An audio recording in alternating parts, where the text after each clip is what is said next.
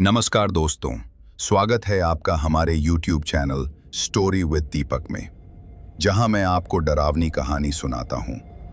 तो आज की कहानी भी ऐसे ही एक लड़के की है जिसका नाम राहुल है, जिसके साथ कुछ बहुत डरावना हुआ है। तो अब मैं आपको ये कहानी उस लड़के के बिहाफ से सुनाता हूं।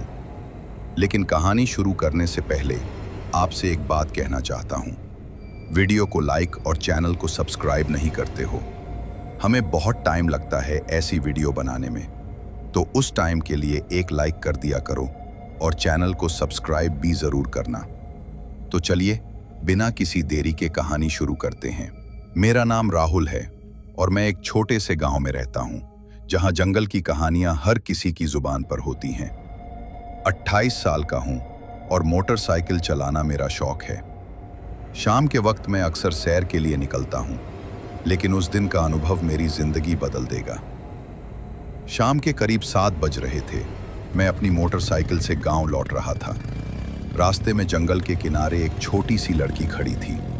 उसने सफ़ेद फ्रॉक पहन रखी थी, नंगे पैर और हाथों में एक खूनी टेडी बियर था।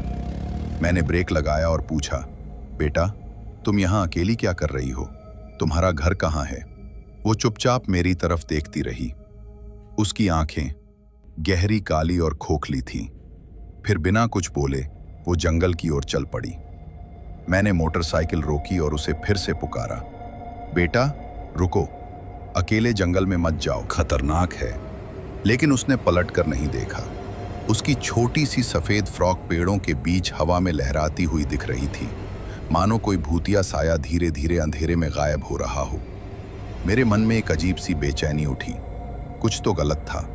वो खूनी टेडी बियर, उसकी खामोशी और वो खोखली आंखें, सब कुछ सामान्य नहीं था। मैंने मोटरसाइकिल स्टैंड पर लगाई और सोचा शायद उसे मदद की जरूरत है। गांव के लोग अक्सर जंगल के पास अजीब अजीब कहानियां सुनाते थे, कहानियां जो रात में सुनने पर रोंगटे खड़े कर देती थीं। लेकिन मैंने हमेशा इन्हें कोरी अफवाहें समझा था। फिर भी उस लड़की को अकेले जंगल में नहीं छोड़ सकता था। मैंने टॉर्च निकाली और उसके पीछे चल पड़ा। जंगल का रास्ता संकरा था और पेड़ों की घनी छांव में शाम का उजाला पूरी तरह गायब हो चुका था। हवा में एक ठंडी सिहरन थी और पत्तियों की सरसराहट के अलावा कोई आवाज नहीं थी। मैंने टॉर्च की रोशनी में उसकी फ्रॉक का सफेद रंग देखा, जो अब दूर पेड़ों के बीच हिल रहा था। रुको, मैंने फिर चिल्लाया, लेकिन मेरी आवाज जंगल के सन्नाटे में खो गई। कुछ कदम चलने के बाद मैं उस जगह पहुंचा जहां मैंने उसे आखिरी बार देखा था। लेकिन वहां कोई नहीं था। सिर्फ एक पुराना टूटा फूटा पेड़ था जिसके नीचे वो खूनी टेडी बियर पड़ा था। मैंने उसे उठाया। उसका फर गीला और ठंडा था और उसकी सिलाई उड़री हुई थी, जैसे किसी ने उसे जबरदस्ती फाड़ा हो। मेरे हाथ कांपने लगे। मैंने आसपास देखा, लेकिन जंगल में सिर्फ अंधेरा और सन्नाटा था। तभी कहीं से एक फुसफुसाहट आई, वो यहाँ है। मैं चौंक गया। आवाज इतनी पास थी कि लगा कोई मेरे कंधे के पीछे खड़ा हो। मैंने टॉर्च इधर उधर घुमाई, लेकिन कुछ नहीं दिखा। मेरी धड़कनें तेज हो गईं। कौन है? मैंने डरते हुए पूछा। जवाब में फिर वही फुसफुसाहट, वो यहाँ है। इस बार आवाज मेरे दाएं से आई। मैंने टॉर्च की रोशनी उस तरफ मोड़ी और वहां पेड़ के पीछे वही लड़की खड़ी थी। उसकी आंखें अब और भी गहरी और डरावनी लग रही थी। उसका चेहरा पीला था और होंठों पर एक हल्की सी मुस्कान थी जो बिल्कुल इंसानी नहीं लग रही थी। तुम ठीक हो? मैंने हकलाते हुए पूछा, लेकिन मेरे पैर पीछे हटने लगे। उसने जवाब नहीं दिया। इसके बजाय वो धीरे धीरे मेरी ओर बढ़ने लगी। उसकी चाल अजीब थी, जैसे वो जमीन पर चल नहीं रही थी बल्कि हवा में तैर रही थी। मैंने पीछे हटना शुरू किया, लेकिन मेरे पैरों तले कुछ फिसलन सी महसूस हुई। मैंने नीचे देखा। जमीन पर खून के धब्बे थे जो उस टेडी बियर से शुरू होकर मेरी ओर आ रहे थे। मेरी सांसें रुकने लगीं। मैंने भागने की कोशिश की, लेकिन मेरे पैर जैसे जड़ हो गए थे। उस लड़की ने अपना सिर झुकाया और उसकी आंखें अब चमक रही थीं, लाल जैसे जलते हुए कोयले। तुमने उसे देखा? उसने फुसफुसाया और उसकी आवाज मेरे दिमाग में गूंजने लगी। अब तुम जा नहीं सकते। मैंने अपनी सारी हिम्मत बटोरकर चिल्लाया। मैंने क्या देखा? तुम कौन हो? लेकिन उसने जवाब देने के बजाय एक ठंडी डरावनी हंसी हंसी। तभी जंगल में चारों ओर से आवाजें आने लगी, फुसफुसाहटें, सिसकियां और दूर कहीं किसी के चीखने की आवाज। मैंने टॉर्च गिरा दी और अंधेरे में उस लड़की का चेहरा मेरे सामने था। अब वो मुस्कुरा नहीं रही थी, उसका मुंह खुला था और उसमें से एक काला साए जैसा धुआं निकल रहा था। मैं किसी तरह अपने पैरों को हिलाने में कामयाब हुआ और भागने लगा। जंगल के पेड़ मेरे चारों ओर घूम रहे थे, जैसे वो मुझे रोकना चाहते हों। मैंने पीछे मुड़कर देखा। वो लड़की अब वहां नहीं थी, लेकिन उसकी फुसफुसाहट मेरे कानों में गूंज रही थी। तुम जा नहीं सकते, वो तुम्हें ढूंढ लेगा।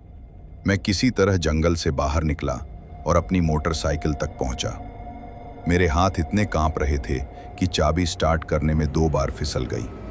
आखिरकार इंजन चालू हुआ और मैंने बिना पीछे देखे पूरी रफ्तार से गांव की ओर दौड़ लगा दी। गांव पहुंचते ही मैंने अपने दोस्त रामू को सारी बात बताई। उसने मेरी बात सुनकर कहा, तू उस जंगल में क्यों गया? वो जगह शापित है। सालों पहले वहां एक लड़की की हत्या हुई थी। लोग कहते हैं उसकी आत्मा अब भी वहां भटकती है और जो भी उसे देखता है वो कभी वापस नहीं आता।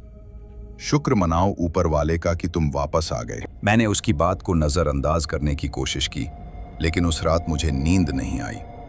हर बार जब मैं आंखें बंद करता, वो खोखली आंखें मेरे सामने आ जाती। अगले दिन मैंने उस टेडी बियर को देखा जो जाने कैसे मेरी मोटरसाइकिल की डिक्की में था।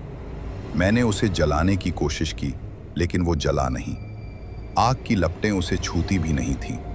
तब से हर रात जब मैं सोने की कोशिश करता हूं, मुझे वो फुसफुसाहट सुनाई देती है।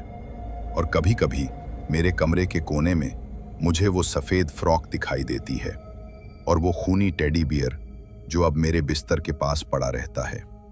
मैंने गांव छोड़ने की कोशिश की, लेकिन हर बार किसी न किसी वजह से मैं गांव में रुक ही जाता था। मुझे लगता है वो मुझे जाने नहीं देगी। क्या वो लड़की वाकई एक आत्मा थी या मेरे दिमाग का वहम? लेकिन वो टेडी बियर जो अब भी मेरे पास है और वो फुसफुसाहट जो हर रात मुझे जगाए रखती है, ये सच है। और शायद अब वो मेरे और करीब है, बहुत करीब। दोस्तों, ये थी हमारी एक डरावनी कहानी।